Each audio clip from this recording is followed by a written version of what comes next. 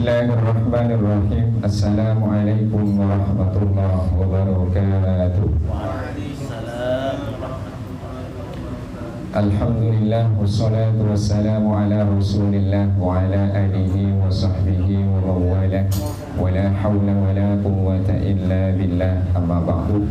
Hadratal mukarramin al-muhtaramin, yang saya hormati dan saya muliakan para habib, para guru, para ustadz, wa nahusu bidzikri Habib Abdullah Al-Abbas, Habib Hussein Boften, Al-Muassis Majlisus Sahwah, Al-Ustadz Muslih Singgan LC, yang saat ini masih di perjalanan. Mudah-mudahan diberikan kelancaran untuk hadir di tempat ini. Tak lupa pula yaitu Sohibul Bait Ki Haji Ali Fahmi Faisal, sekaligus beliau adalah Sekum MUI Jakarta Utara. Kemudian Al-Mukarram Al-Ustadz Haji Muhammad Siddiq, yang alhamdulillah ini rajin juga untuk hadir di majelis ini.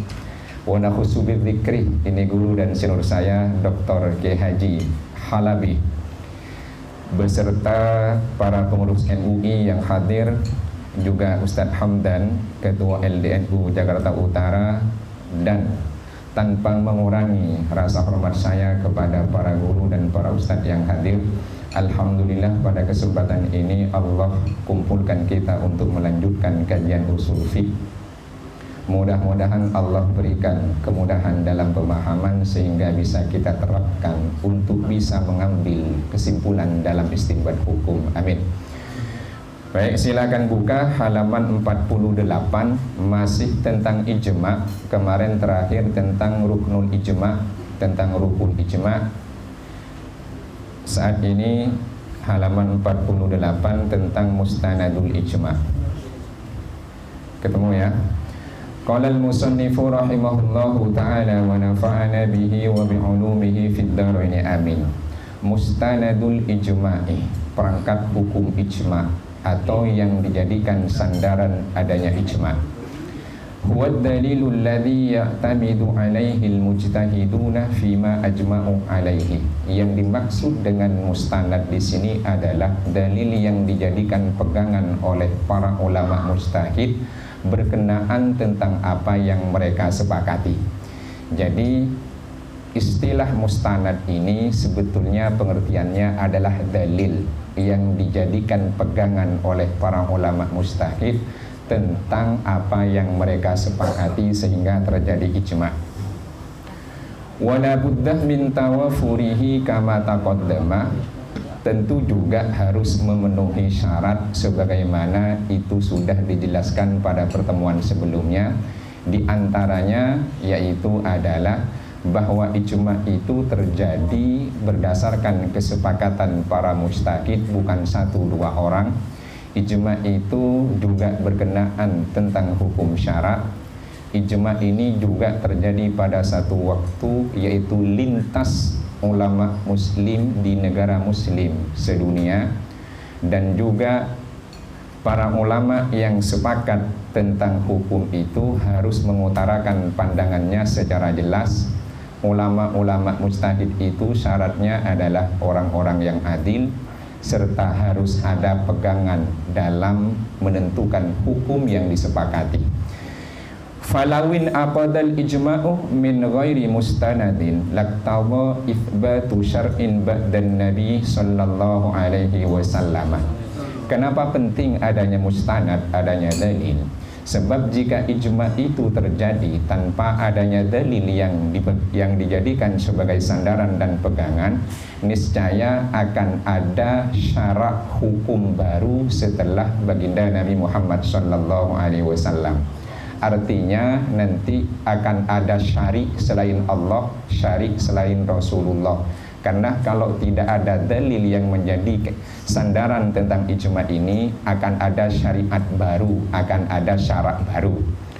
Wa hadza batilun, dan ini batil, tidak boleh terjadi. Artinya ijma' tetap ada sandarannya. Thumma innahu yab'udu adatan huduful ittifaqi bainal mujtahidina min ghairi sababin yujibu littifaq. Kemudian Secara umum ijma' itu tidak akan terjadi tanpa ada sebab. Nah, sebab inilah yang menjadi yujibul ittifaqah, mengharuskan adanya kesepakatan. Jadi ada faktor yang menjadikan kesepakatan itu terwujud. Wa yuwahhidu bainal ara'i, dan sebab itulah yang menyatukan pandangan-pandangan para ulama mujtahid.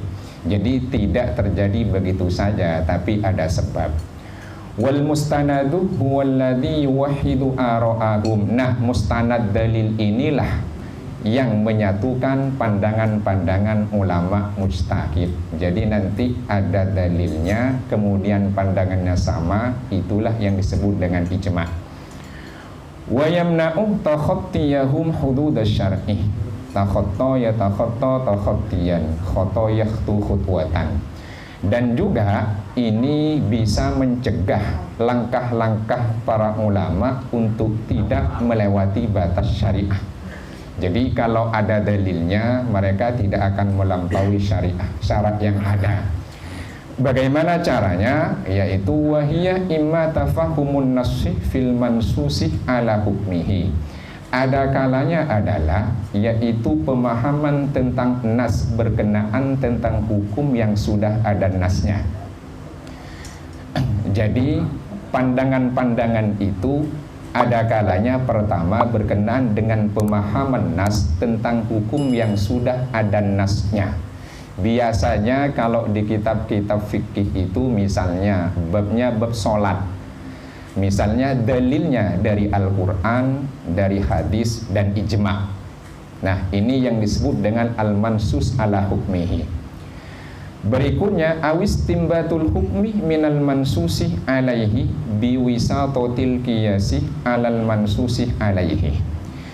Atau dengan cara menggali hukum dari hukum yang sudah ada nasnya, caranya yaitu dengan cara menganalogikan kepada hukum yang ada nasnya. Nanti itu di bab qiyas. Sederhananya yang kita kenal misalnya adalah kalau dalam Al-Quran itu ada larangan wala takul lahuma uffi wala tanharhuma, itu namanya hukumnya mansus alaih. Nah, kemudian bagaimana kalau memukul? Nah, bagaimana kalau memukul? Nah, ini dianalogikan nanti karena ada ilatnya. Ini disebut dengan qiyas pada hukum yang sudah ada nasnya. Tentu ulama itu sepakat. Kenapa? Karena berkata uf dan membentak saja itu nyakitin orang tua, apalagi mukul. Jadi caranya adalah dengan cara menganalogikan hukum itu pada hukum yang ada nasnya. Au bitatubiki qawaidis syariati waltizami mabadi'ihal ammati birra'il maqbulih syar'an, atau dengan cara menerapkan kaidah-kaidah syara', atau dengan adanya penetapan dasar-dasar yang umum di mana pandangan itu bisa diterima. Sederhananya biasanya kita kenal diantaranya adalah kaidah fiqhiyah. Jadi ada qawaidu fiqhiyah yang masyhur kalau kita ngaji di pesantren itu namanya ada Al-Asbah wan Nadhair fil Furuq karya Jalaluddin As-Suyuti. Nah, di situ kan ada kaidah kubra yang ada 6. Yang pertama seingat saya adalah al-umuruh bimaqasidiha, bahwa segala aktivitas dan perbuatan itu bergantung pada niatnya. Kaidah ini diambil dari hadis Nabi yang berbunyi innamal a'malu binniyati. Nah, penerapan kaidah yang seperti ini itu juga nanti bisa dijadikan sebagai media dan sarana untuk adanya penetapan kesepakatan hukum. Kemudian timbul pula nanti cabang-cabangnya dari al-umur bimaqasidiha, misalnya adalah al-wasail bihukmil maqasid. Sarana itu sama dengan hukum tujuan itu. Yang kedua, ini supaya kita bisa mengingat kembali dulu yang belajar di pesantren. Yang kedua misalnya al-masyaqqatu tajlibut taisir, bahwa masyaqqah itu bisa menarik kemudahan. Itu kan sudah masyhur ya, diambil dari firman Allah Subhanahu wa taala, misalnya wa ma ja'ala 'alaikum fid dini min haraj atau yuridullahu bikumul yusra wa la yuridu bikumul usra. Kemudian nanti ada cabang lagi, apa? Idza taqal amru ittasa'ah wa idza tasa'ah doko. Kira-kira ingat ya? Ustaz Fauzi insya Allah ingat nih. Ya insya Allah ingat ya. Oke, ini saya supaya ada refleksi gitu tentang kaidah-kaidah ini. Kemudian yang ketiga itu adalah al-yakinu la yuzalu bisyak, bahwa yakin itu tidak bisa dihilangkan dengan keraguan. Dan itu juga sudah masyhur bahwa kalau yakin ya nggak bisa. Misalnya diambil dari sabda Rasulullah Sallallahu Alaihi Wasallam, jika tak salah bunyinya, idza wajada ahadukum fi batnihi syai'an fa ashkala alaihi akhrajah amla fala yakhrujanna minal masjidi hatta yajidah sautan aw yasma'arihan. Kira-kira gitu.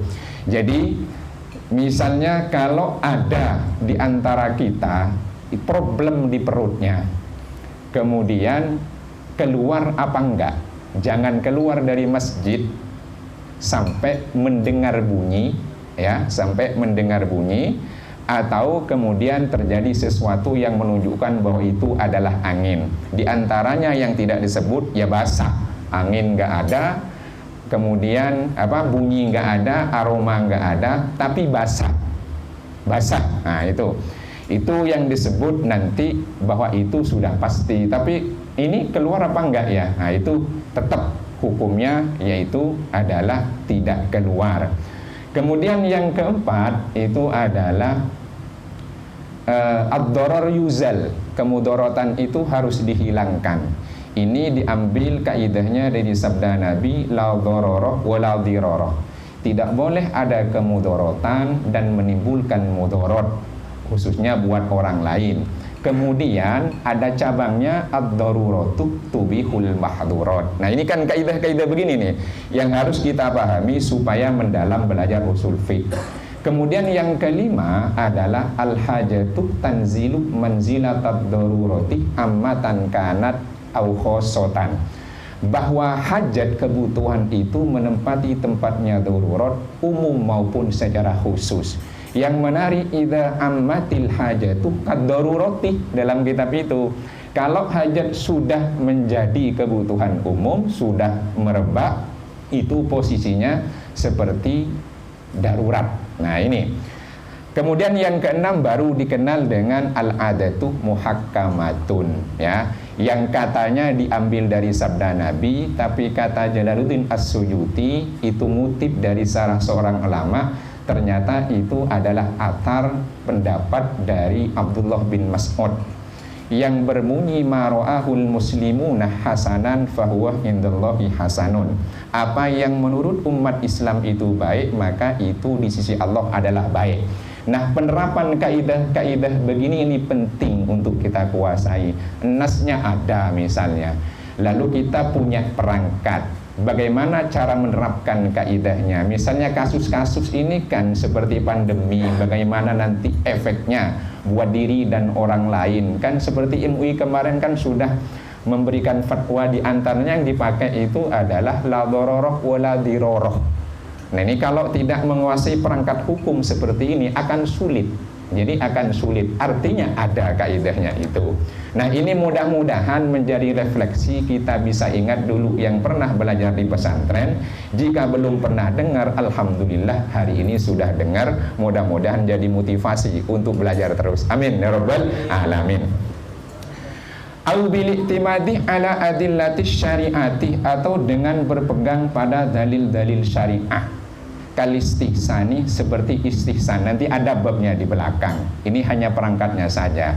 Apa itu istihsan? Sederhananya begini, yaitu adalah tarjihu kiyasin khofiyin ala kiyasin jaliyin, yaitu mentarjih, mengunggulkan kiyas khofi di atas kiyas jali. Ini contoh biasanya adalah seperti yaitu si'rut toir, yaitu liurnya unggas. Biasa yang dicontohkan adalah yaitu al-ghurab was soker, yaitu adalah elang dan Urop yaitu, tahu urop? Burung yang warnanya hitam, tak ada putihnya. Gagak. Deng-deng. Di Indonesia kan jadi dang-dang.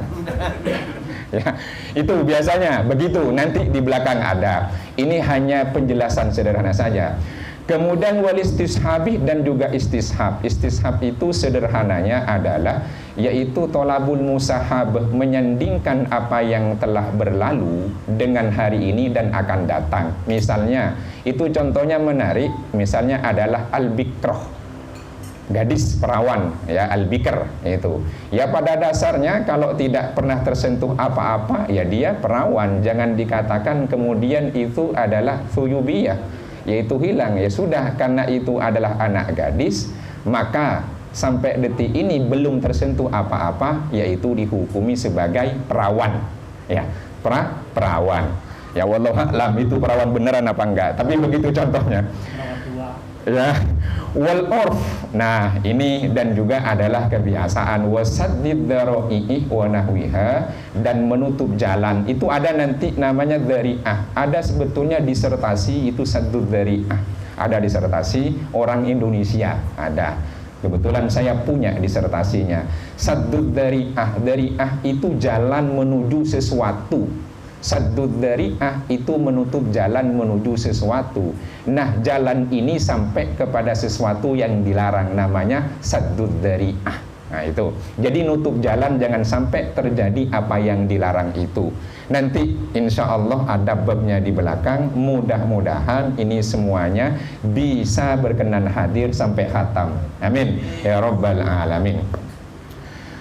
Berikutnya, wala yasluhul ilhamu dalilan fi syar'i. Inspirasi itu tidak layak dijadikan dalil dalam syara. Apalagi mimpi. Nah, apalagi mimpi. Apa dalilnya? Saya tadi dapat wangsit dan inspirasi setelah melakukan tirakat 40 hari 40 malam. Tidak bisa dijadikan dalil itu. Atau saya mimpi. Nah, itu tidak juga bisa dijadikan sebagai dalil. Nah, ini Pak Doktor ini sepertinya kan pernah dapat kisah ya. Jadi ada ujian terbuka itu, ketika ditanya itu ada apa argumentasinya? Berdasarkan mimpi saya nggak lulus. Ya, karena apa? Ilham tidak boleh dijadikan sebagai dalil. Nah, apalagi mimpi. Kenapa? Li'anna syar'ah yukhadhu an sahibir risalati. Karena syara', hukum syara' itu diambil dari sang pemilik risalah, Kanjeng Nabi Muhammad sallallahu alaihi wasallam. Wa sahibur risalati nafsuhu la yakunu fid dini min ghairi wahyin. Sedangkan sahibur risalah, baginda Nabi sendiri, tidak pernah berbicara tentang agama tanpa adanya wahyu. Dulu sudah pernah itu disampaikan ayatnya, wa ma yantiqu anil hawa in huwa illa wahyu yuha, bahwa Nabi itu tidak pernah bersabda, berbicara tentang hukum itu kecuali berdasarkan wahyu. Tapi walaisa kullu ma yantiqu wahyan, tidak semua yang dibicarakan Nabi itu adalah wahyu. Bisa tangkap ya? Jadi wa ma yantiqu anil hawa in huwa illa wahyu yuha. Apa yang disampaikan Nabi berdasarkan risalahnya tentang hukum-hukum dan aturan itu berdasarkan wahyu. Tapi walaisa kullu ma yantiqu wahyan, tidak semua apa yang disabdakan Nabi, diucapkan Nabi itu adalah wahyu. Itu bayangkan kalau wahyu semua tertulis itu. Fal ummatu aula biha alla taqulah illa an dalilin. Jika Nabi saja itu berbicara tentang urusan agama dan hukum-hukum agama itu tidak pernah kecuali dengan adanya wahyu, maka kita umat baginda Nabi tentu ini lebih utama untuk tidak berbicara kalau tidak berdasarkan dalil. Yang problem adalah hari ini banyak mendalili amal, bukan mengamalkan dalil. Ya problem kan? Jadi banyak mendalili amal, bukan mengamalkan dalil. Silakan saja dicek. Jangan-jangan kita juga sering begitu. Nih dalilnya nih. Ya, ini dalilnya nih, bukan ngamalin dalil. Kenapa? Karena untuk memperkuat tujuan dan maksud kita supaya tercapai. Itu namanya mendalili amal, bukan mengamalkan dalil. Silakan dicek banyakan mana kita. Mendalili amal apa mengamalkan dalil ya. Fayakunul hukmu juzafan. Kalau caranya itu adalah tanpa berdasarkan dalil, maka hukum itu akan jadi kacau, sembrono. Jadi akan jadi kacau. Ini ada orang berbicara tentang hukum tak ada dalilnya. Wah, ini bisa kacau nih hukum nih. Mungkin ada dalilnya, tapi perangkat untuk memahami dalil itu tidak punya. Ya kacau juga. Akhirnya yang terjadi mengambil nas dalil bukan pada tempatnya. Yang terjadi mendalili amal bukan menggunakan, bukan mengamalkan dalil. Nah, ini mungkin banyak. Jangan-jangan kita juga pernah begitu ya. Jangan-jangan gitu. Sering ya, sering. Misalnya dulu di awal-awal kalau ingat saya pernah mencontohkan yaitu wama umiru illa liya'budullaha mukhlishina lahuddin. Apa betul ayat ini berkenaan tentang beramal harus ikhlas? Padahal ayat ini berbicara tentang orang-orang kafir dari kalangan musyrik Mekah dan ahlul kitab. Apakah betul mukhlisinah itu maksudnya ibadah dengan ikhlas atau memurnikan hanya Allah yang disembah? Nah, itu dulu pernah ya?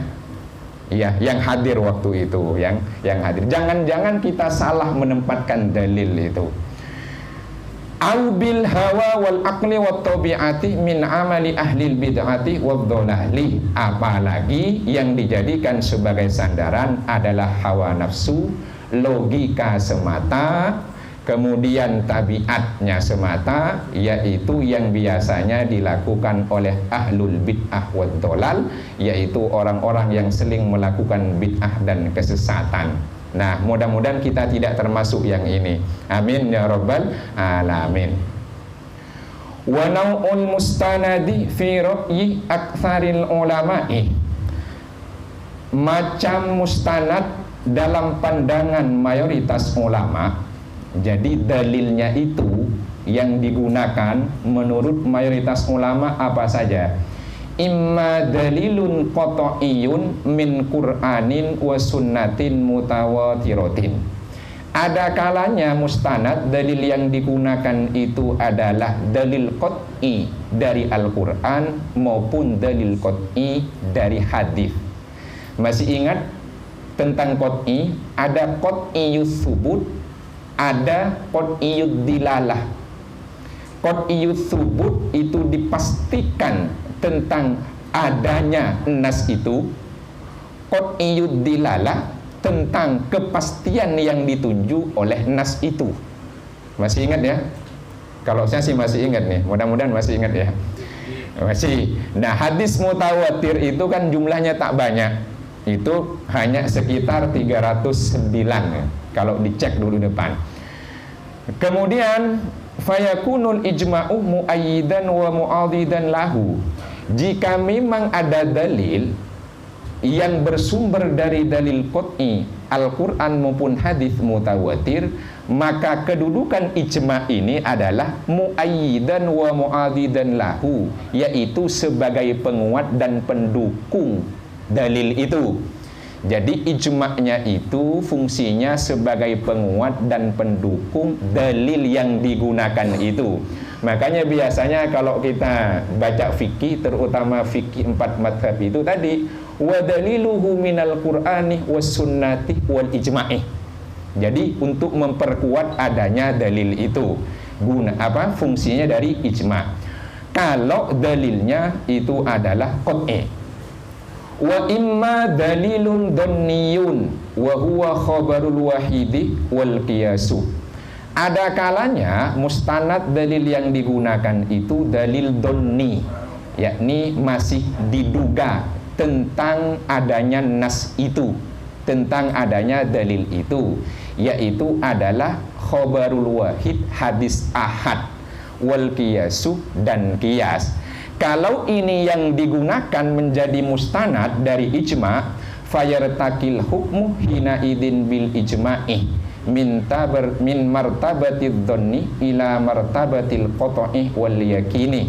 Maka hukum ini yang disepakatin itu naik dengan adanya ijma ini dari posisi don menuju pada posisi qat'i dan yakin.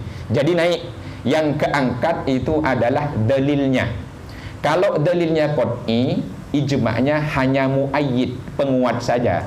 Tapi kalau dalilnya dhanni, dalil yang keangkat dengan ijma' itu menjadi posisinya jadi qat'i.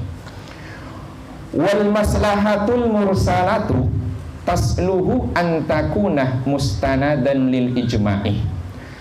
Maslahah mursalah itu juga layak dijadikan sebagai dalil untuk menetapkan ijma'. Maslahah nanti di belakang. Tapi maslahah itu ada 3. Ada maslahah muktabarah, ada di nas.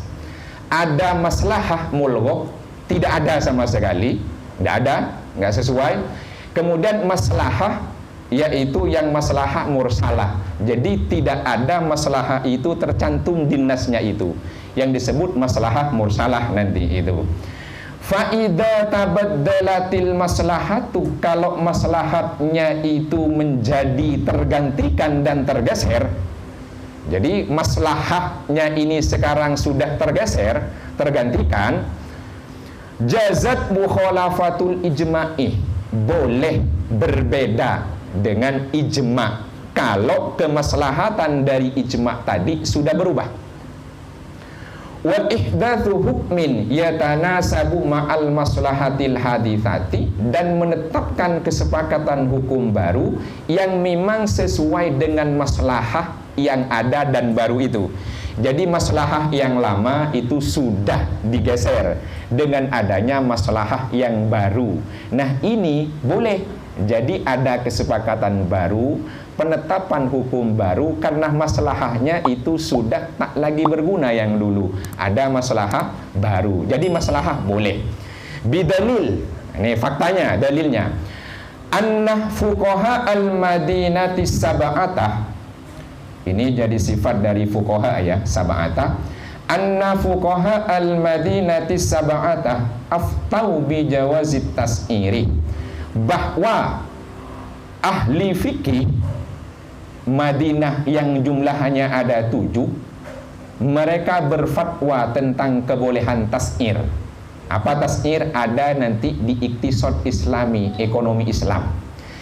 Tas'ir itu adalah penetapan dan penyelesaian harga yang ditetapkan oleh yang berwenang. Sekalipun sebetulnya harga itu yang punya hak prerogatif adalah pedagang. Tapi kalau harganya ternyata tidak terkontrol, fluktuatif karena ada permainan, maka boleh tadakhul, boleh diintervensi. Tapi kalau misalnya tidak bisa dilakukan intervensi, misalnya karena ada ihtikar, ada monopoli, kemudian juga ada yang namanya itu adalah penimbunan, agak sulit untuk dilakukan penyetaraan harga karena dalam logika ekonomi itu ada supply and demand. Ada yang namanya yaitu tentang permintaan dan tentang pengadaan stok. Nah, ini. Nah, di sini boleh tas'ir begini nih. Gimana nih? Misalnya, ini harus ditetapkan harganya. Nah, siapa ulama yang sab'ah di sini nih? Seingat saya, satu namanya Sa'id bin Musib, ada yang bilang bin Musayyib, yang pasti namanya Sa'id. Yang kedua namanya Urwah bin Zubair, ada Abdullah bin Zubair. Jadi Urwah bin Zubair. Yang ketiga namanya Al-Qasim bin Muhammad bin Abu Bakar, namanya Qasim bin Muhammad, cucunya Abu Bakar. Yang ketiga. Yang keempat namanya Ubaidillah bin Abdullah bin Mas'ud, yaitu putra dari sahabat senior Abdullah bin Mas'ud, namanya Ubaidillah. Yang kelima namanya Kharijah bin Zaid bin Thabit, yaitu Kharijah putra dari sekretaris baginda Nabi plus notulen yang nulis Al-Quran ini. Yang keenam namanya Sulaiman bin Yasar. Yang ketujuh ulama beda. Ada yang bilang namanya Abu Salamah bin Abdurrahman bin Auf, ada yang bilang Salim bin Abdullah bin Umar bin Khattab. Jadi ulama fikih yang ada di Madinah yang tujuh ini berfatwa tentang kebolehan tas'ir, itulah nama-namanya. Ingat kira-kira nih? Ya, mudah-mudahan seingat saya, mudah-mudahan saya tak salah ingat. Nah itu, jadi ada tas'ir. Nah kenapa? Wa kana sa'idu fi asri sahabati adamal qawli bitas'ir. Pada masa sahabat itu yang terjadi tidak ada penetapan harga. Ya sudah, memang diserahkan kepada pedagang, kepada pemilik barang saja. Maka ulama fikih yang tujuh di Madinah ini berfatwa tentang tas'ir, penetapan harga. Ya kalau mau ngecek hari ini dalam kajian ekonomi Islam, kitab-kitabnya biasanya namanya Al-Iqtisad Al-Islami, ekonomi Islam. Monggo, ini di depan saya ini kan ekonom nih ya Baji ya, ekonom ya, insya Allah itu. Wa aftal imamani Malikun wa Abu Hanifatah bi'iqta'iz zakati lil hashimiyinah lamma taghayyara baitul malik. Dua imam madhab, Imam Malik dan Imam Abu Hanifah An-Nu'man bin Thabit berfatwa apa?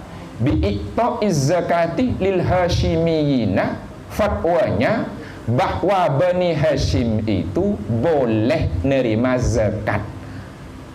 Nah, kita kan yang masyhur kalau Bani Hashim tak boleh nerima zakat. Tapi Imam Malik dan Imam Abu Hanifah berfatwa boleh. Lamma taghayyara baitul mali, setelah ada perubahan itu kas negara. Nah, itu fatwanya ini. Ma'ah anna aslal hukmi syar'i alla tahilla zakatu li Bani Hashimin, padahal asal hukum syarak itu tidak halal zakat itu diberikan kepada Bani Hashim. Nah, yang Bani Hashim ini, nah ini para habaib kita berarti boleh berdasarkan fatwa yang disampaikan oleh Imam Malik dan Imam Abu Hanifah. Selama ini kan yang masyhur begitu ya, bahwa Bani Hashim itu tidak boleh nerima zakat. Tapi Imam Malik dan Imam Abu Hanifah berfatwa boleh karena ada perubahan tentang kas negara. Berarti ada maslahah, itu maksudnya. Mana nih? Nah. Wa mana'ah a'immatul madhahibi min syahadatiz zawji li zawjatihi wa bil aksi. Imam-imam madhab itu melarang suami menjadi saksi, memberikan kesaksian untuk istrinya, atau istri menjadi saksi dan memberikan kesaksian untuk suaminya. Jadi imam-imam madhab itu melarang persaksian yang dilakukan oleh salah satu pasangan pada pasangannya. Wa min syahadatil usuli wal furu'i li ba'dihim ba'da, juga yaitu persaksian yang dilakukan orang tua untuk anaknya, atau anak untuk orang tuanya, atau juga adalah saudara untuk saudaranya. Saya ingat dulu masih kecil para kiai itu ada lagu Nasidaria kalau nggak salah, apa kira-kira dulu, yaitu adalah apa? Iya, aku yang menjadi saksi, kan gitu kan? Masih ingat ya? Nah, itu lagu-lagu itu. Paman penuntut umum, ayah yang mengadili, walau ibu gigih membela, yang salah diputus salah. Saya ingatnya dulu karena pernah anak-anak, ya, tapi belum pernah tua. Kenapa kira-kira tadi kasus itu limaslahatin? Karena ada maslahah. Apa maslahahnya? Hiyal hifadhu ala hukukin nasi minadhiya'i, yaitu menjaga hak-hak orang lain supaya tidak hilang. Jadi ada hak asasi manusia, ada hak orang lain supaya tidak hilang. Jadi masalahnya itu, bayangkan nih, kalau suami bersaksi untuk istrinya, dibela nggak? Ya, kalau istri kemudian menjadi saksi untuk suami atau anak untuk orang tuanya, yang salah tetap kesaksiannya itu pasti membenarkan tentang yang diadili. Nah ini, jadi ada masalah supaya tidak menghilangkan hak orang-orang lain. Wa kana dzalika jaizan bainas sahabati, padahal sebelum sahabat itu boleh suami menjadi saksi istri, istri menjadi saksi untuk suami, anak untuk orang tua untuk anak, karena ada maslahah. Ini yang dimaksud bahwa maslahah mursalah itu boleh dijadikan sebagai sanad, mustanad, dalil, sandaran tentang kesepakatan itu. Wa min amthilatil ijma'i wa min amthilatil ijma'il mustanadi ila maslahatin mursalatin, di antara contoh-contoh ijma' yang disandarkan pada maslahah mursalah, ijma'us sahabati fi ahdi Umar ala adami kismatil aradi al maftuhati anwatan wa wad'il kharaji alaiha. Di antara contoh ijma' yang memang berlandaskan maslahah mursalah adalah kesepakatan sahabat pada masa kepemimpinan Umar, yaitu bahwa tanah-tanah yang sudah ditaklukkan itu tidak boleh dibagi. Tidak boleh dibagi. Nah ini kan ada nanti kan yang namanya ghanimah, itu bisa pindah tangan, bisa tidak. Nah, bisa tidak. Ini masyhur dalam fikih Umar. Nah, silakan nanti yang mau baca, ada namanya fikih Umar. Itu ditulis oleh seorang doktor dari Timur Tengah.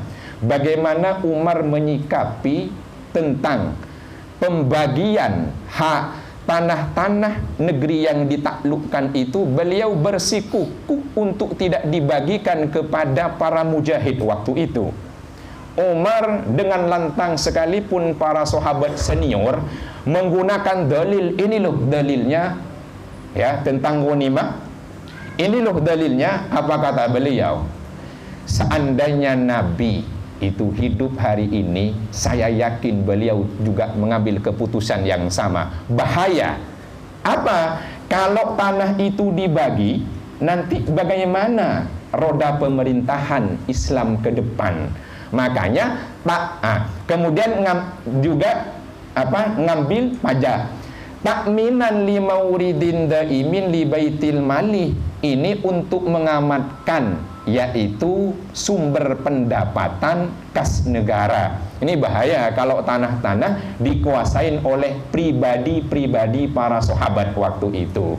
Kenapa tidak dibagi oleh Sayyidina Umar? Untuk mempertahankan dan mengamankan sumber pendapatan negara. Maka diputuskan begitu, sepakat kemudian para sahabat. Walil infaqi alal masalihil ammati wal marafiqi, juga untuk dibelanjakan atas kemaslahatan umum dan infrastruktur yang ada. Contoh min juyushin, yaitu militer. Jadi ini juga untuk pembiayaan perang militer. Kalau sekarang kan itu ada anggaran untuk TNI lah. Nah itu. Jadi anggaran itu dapat dari mana nanti kalau semuanya harus dimiliki masing-masing? Keputusannya tidak boleh dibagi. Wathuburin, dan juga pelabuhan-pelabuhan. Mina pelabuhan. Kalau sekarang ya bandara lah. Ada pelabuhan Tanjung Priok, ada bandara. Nah ini jadi untuk yang begitu. Wa anharin, dan juga adanya sungai-sungai. Dulu kan di kawasan Timur Tengah diantaranya yaitu adalah Sungai Nil. Jadi untuk pembiayaan begini, bagaimana nanti untuk irigasi ke lahan-lahan pertanian dan perkebunan masyarakat, ini digunakan untuk ini, kas pendapatan negara itu. Wajusurin, dan juga adanya jembatan-jembatan penghubung baik antar desa, antar kota, atau penyeberangan jalan raya hari ini. Jadi difungsikan untuk itu. Wakudotin, dan juga para hakim. Jadi anggaran untuk hakim. wa ummalin dan para pekerja. Jadi kalau bahasa sekarang jurus itu, juyus tadi itu istilahnya ada yang namanya Kemenkumham ya. Ada Menhan, Kemenhan. Kemudian Mina itu ada bahasanya itu adalah Menteri Kementerian Perhubungan, termasuk dishub di bawahnya. Pemiliknya ini ya, itu maksudnya kayak masalah begitu ya. Wa anharin, sungai-sungai ini kalau sekarang Menteri Kelautan lah, Menteri Kelautan dan Perikanan. Wa jusurin, ini juga jembatan penghubung, itu adalah PU ya, pembangunan umum ya, begitu bahasa sekarang, harus dikontekstualisasikan ini. Kemudian wa qudatin, sekarang Kementerian Kehakiman, wa ummalin dan Kementerian Depnaker ya, Kementerian Tenaga Kerja sekarang, wa muhtajinah dan segala orang yang punya kebutuhan. Nah, digunakan untuk itu. Waliyabqa dzalika haqqan li jama'atil musliminah awwalahum wa akhirahum 'alas sawa'i, dan juga supaya hak-hak umat Islam secara menyeluruh, yang awal senior, yang akhir baru masuk, dulu dan sekarang haknya sama. Haknya sama. Nanti yang senior dapat sekian, yang junior dapat sekian. Nah ini, jadi untuk menjaga hak itu ada penyetaraan. Duna hajarin li ba'dihim anhu, tanpa menghalangi sebagian untuk mendapatkan haknya. Jadi harus rata. Wa takhsisi fi'atin bihi dunal akhirina, jangan sampai juga ada yang namanya yaitu kebijakan atau keputusan yang secara eksklusif bisa menguntungkan orang-orang tertentu. Nah nih, jadi bisa menguntungkan orang-orang tertentu. Wa min hadhil ajami'i, dan juga termasuk contoh-contoh ijma' ini adalah ijma'us sahabati ala jam'il Qur'ani fi mushafin wahidin, kesepakatan para sahabat untuk mengkodifikasi Al-Quran dalam satu mushaf. Dulu masih berserakan, kemudian disepakati untuk dikodifikasi, ditulis, terutama pada masa Utsman bin Affan. Sekalipun pada masa Abu Bakar itu memang sudah lebih dulu untuk dibukukan berdasarkan pendapat Umar bin Khattab yang waktu itu banyak para hafidh Al-Quran itu wafat jadi syahid dalam peperangan, tapi Abu Bakar menolak karena tak pernah disuruh Nabi dan tak pernah juga dicontohkan Nabi, tapi berdasarkan maslahah, bahaya kalau Al-Quran tidak ditulis, para hafidh Quran banyak yang meninggal dunia, khawatir Al-Quran hilang. Disepakati Al-Quran itu dibukukan dalam satu mushaf, sehingga kita akhirnya tahu itu Al-Quran. Seandainya nggak dibukukan, nggak tahu. Mungkin mushaf saya beda dengan mushafnya tuan rumah, mungkin mushafnya NU beda dengan MUI, mungkin ya gitu. Wa ziyadatu adzanin tsalitsin li sholatil jumu'ati fi ahdi Utsmanah radhiyallahu anhu. Dan juga misalnya adanya tambahan adzan ketiga sholat Jumat pada masa kepemimpinan Utsman bin Affan. Nah, ini jadi pada masa Utsman bin Affan itu ada tambahan adzan bahkan ketiga. Itu kenapa kira-kira? Li'i'lamin nasi bis sholati, untuk menginformasikan pada rakyat dan masyarakat tentang waktu sholat sudah masuk. La siyamal ba'iduna anil masjidi, terutama bagi masyarakat yang tinggalnya jauh dari masjid. Jadi supaya ada waktu, kaila tafutuhumus sholatu, supaya tidak ketinggalan sholat. Nih bayangkan kalau adzannya satu, jaraknya 10 kilo. Nah ini, jadi ada di situ tambahan adzan. Wa kana mustanaduhum huwal maslahatu, atau huwa jadi dhamir fasil al maslahata. Wa kana mustanaduhum huwal maslahatu, yang dijadikan sebagai pegangan sandaran dalil oleh para sahabat itu adalah maslahah. wa daf'ul mafsadatil mutarattabati ala baqa'il amri ala ma kana alaihi fi ahdin nabi sallallahu alaihi wasallam wa Abi Bakrin, dan untuk menolak mafsadah yang memang dari dulu turun temurun tetap ada sejak pada masa baginda Nabi sampai Abu Bakar wa Umar dan Umar. Jadi umat Islam makin banyak, masjidnya belum begitu banyak dan tinggalnya jauh-jauh karena ada masalah disepakati yaitu tambahan adzan itu. Wa kama yakunul ijma'u ala hukmi waqi'atin yumkinu ayyakuna ala ta'wili nassin au tafsirihi au ta'lili hukmin nassi.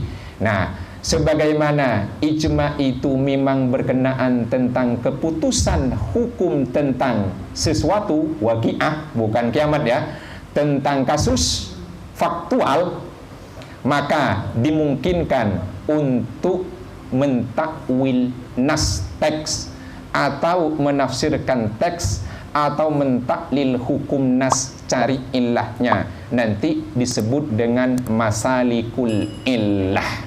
Ini yang dapat kita kaji pada kesempatan hari ini karena waktunya sudah lewat jam 10, sudah di ijma' dulu bahwa jam 10 itu terakhir kajian. Ya, mudah-mudahan yang kita kaji itu bisa mengingatkan kembali yang pernah kita kaji di pesantren. Mudah-mudahan bisa kita kembali untuk membuka dan melakukan diskusi mendalam tentang perangkat-perangkat mengambil hukum Islam. Amin. Kurang lebihnya mohon maaf. Hasbunallahu wa ni'mal wakil. Wassalamualaikum warahmatullahi wabarakatuh.